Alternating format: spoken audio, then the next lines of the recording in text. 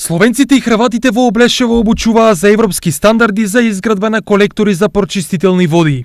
Компаниите обучувачи се и всушност членки на конзорциумот за изградба на уред за обработка на санитарни отпадни води во селото Кучичино. Радионицу за пренос знања.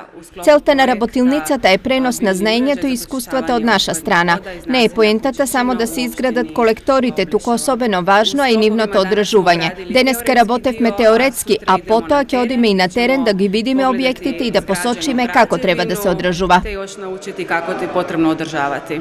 Освен словенечката Лимнос, партнер во проектот е и хрватската Еко-Ина, членка на најголемата хрватска компанија Ина од Загреб. Швицарској влади на тој предмет на донации Сето ова е благодарение на швајцарската влада, која донираше и средства и материјали, а која толку посветено го презеде проектот, што на крајот дури ја плати и преостанатата партиципација на општината за да се заврши проектот што побрзо. Дио обавезе кои су остале од стране општине. Проектот за прочистителна станица чини околу 400.000 франци.